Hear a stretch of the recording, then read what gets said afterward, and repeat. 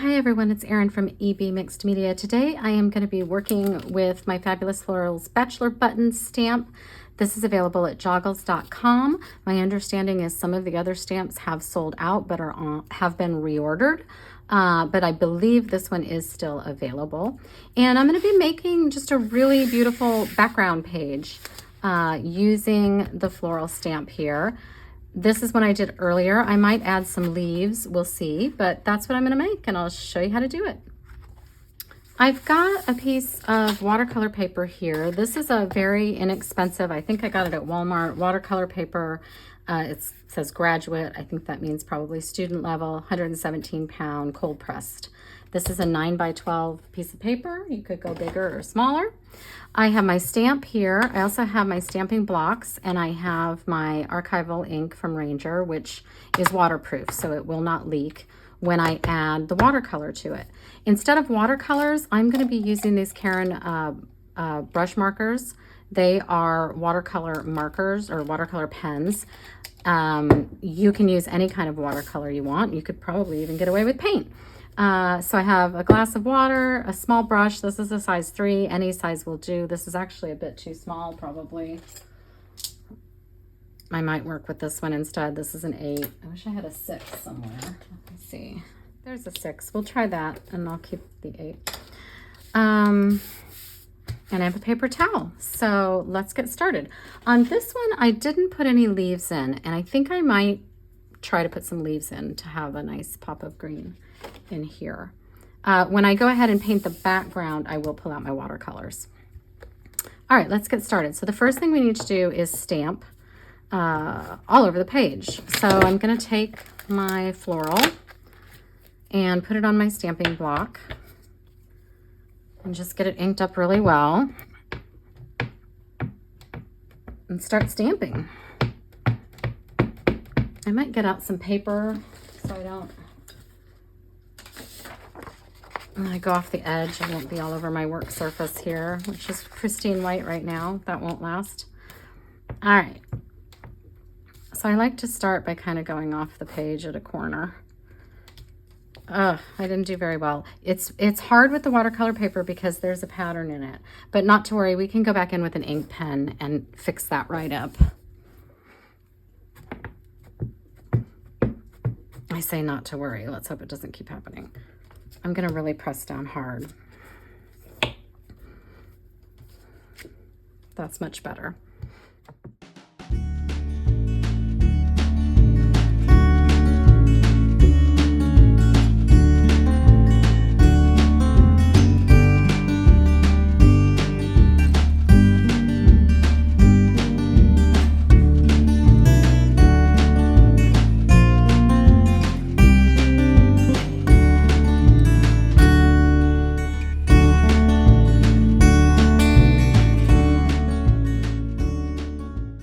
Stamped, and I've got my black pen here, and I just wanted to make a few adjustments so that some of this stuff makes sense. I was a little far away on that one.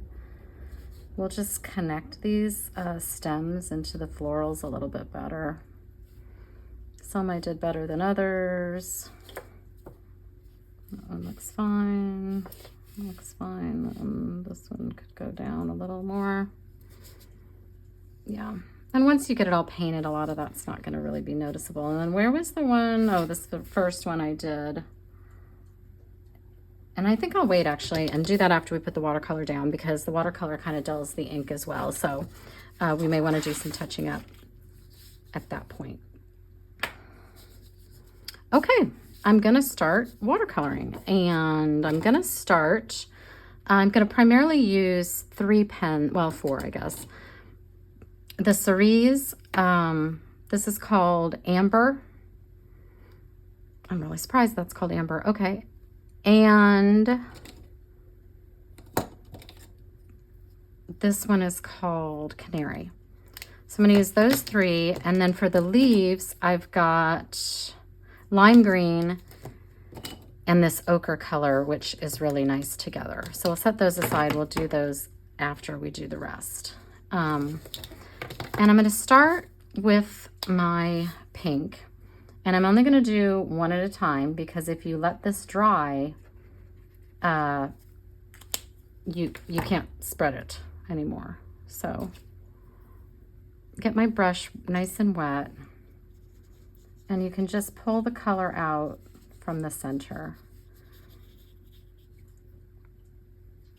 And I'm going to pull it out. I want it to get lighter and lighter as it goes towards the edge of the petals.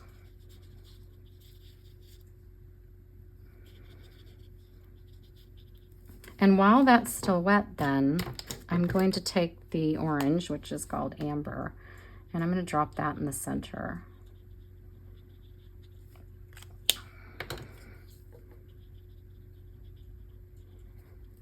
And I really didn't even need to do that. And when the page is wet, you can just sort of press down with your pen and the color will come out. I'm going to add a little more of the pink now that it's wet.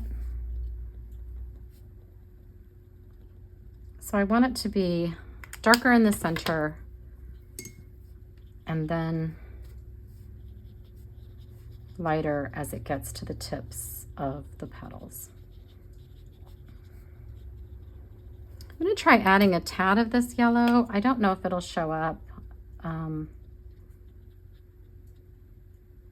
kind of wish I'd put it in, but we can add yellow later with a Posca pen. I'll try it on the next one just to see. That's all there is to it.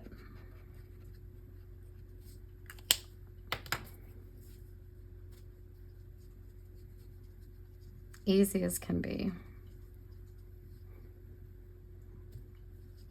What I like to do is bring some out and then basically clean off my brush and get it wet again with just water and pull the color from the center with just the water.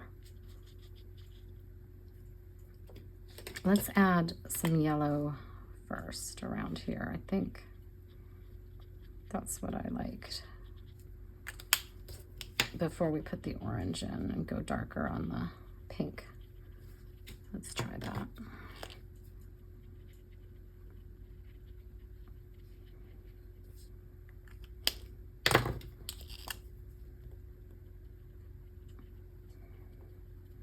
I'm just kind of dabbing my pen down.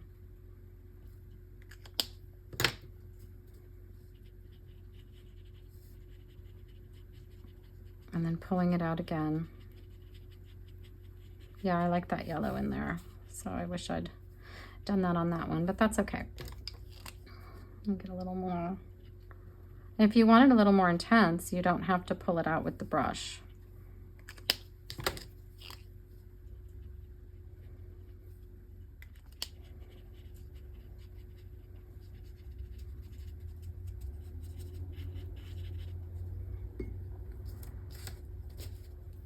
Let's keep going.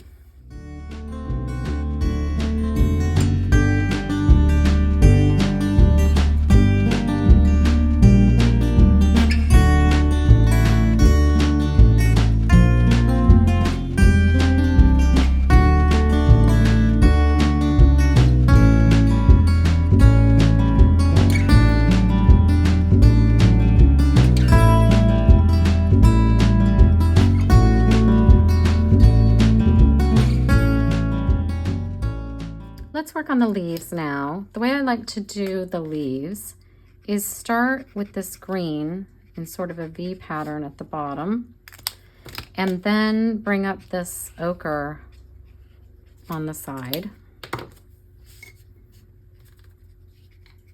And those two just blend together to make a really pretty leaf. That's it. That is all I would do. And if you work quickly, you can do a few at a time.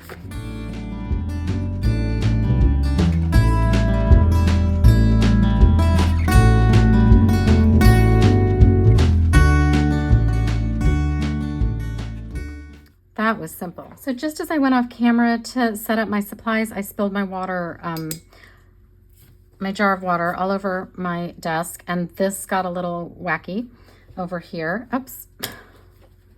So it doesn't look too bad. I think we'll be okay. So I've got a little lid here that I'm going to use for a palette, and I have my Maylang watercolors. This one's called Turkey Blue. I want to do the background in a kind of turquoisey blue. But I don't think this is quite what I want. And you're going to want it to be really watery, and that's just too blue. So I want to add a little bit of green to it. And this is yellow green. And I'm hoping that'll work. I'm not going to add much. Might need more than that. We'll see. Oh no, that went super green. No, that might be right.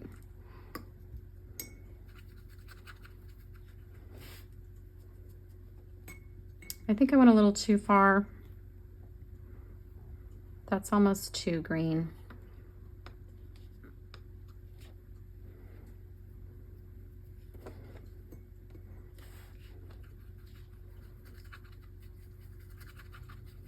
I might have gone back too far.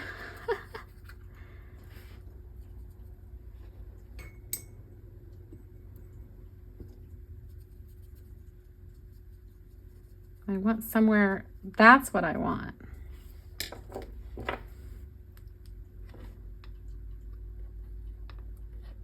I think I probably just did too much again.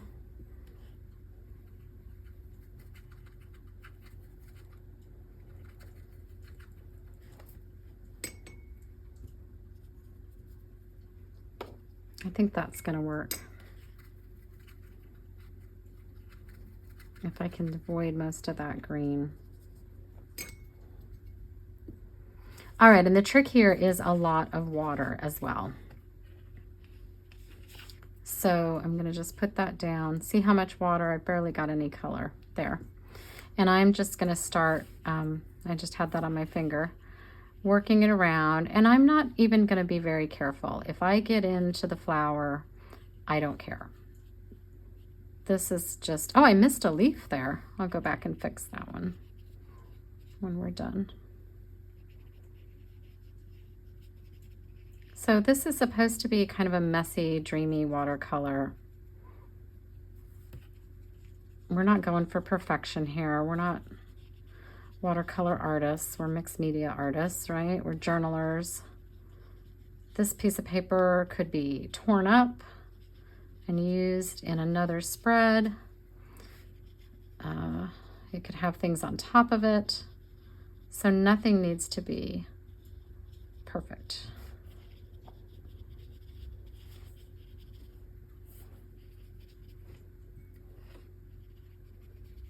And after a while, your water gets dirty enough that you can almost just use your water. I think these flowers are fun. I don't even really know what they are.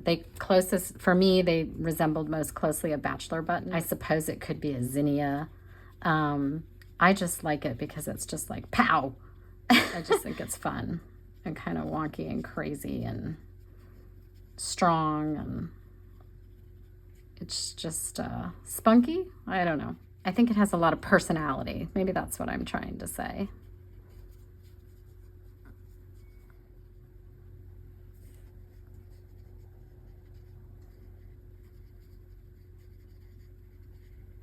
Now, I remembered over here I missed a leaf.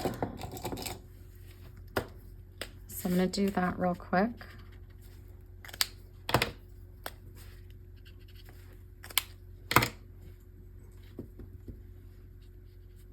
There we go. Just a few little finishing touches here. I've got my gold pen because, you know me, I have to have some gold on everything I do. And I'm just going to go back through these accents that are on here.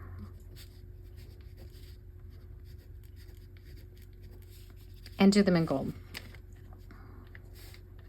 And I'm not following the lines perfectly. They're just there as a guide.